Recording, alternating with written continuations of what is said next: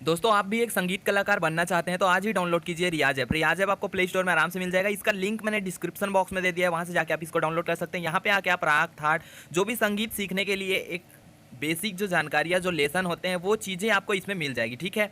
और इसको अगर आप परचेस करते हैं फ्यूचर के लिए, अगर आप स्पेशल कोर्सेस लेते हैं तो यहाँ पे जाइए गेट प्रीमियम में, देखिए यहाँ पे गेट प्रीमियम में जाइए और यहाँ पे आई है कूपन कोड पे टच करके यहाँ पे हमारे चैनल का कूपन कोड डाल दीजिए रियाज के डी 10, तो आप सबमिट कर देंगे तो 10% का आपको डिस्काउंट हो जाएगा। तो ये ऐप में बिल्कुल फ्री ही आप बहुत कुछ सीख सकते हैं। तो जाइए और डिस्क्रिप्शन बॉक्स में इसका लिंक मैंने दे दिया है, वहाँ से जाके इसको डाउनलोड कीजिए और सीखिए संगीत बहुत ही सरल तरीके से घर बैठे।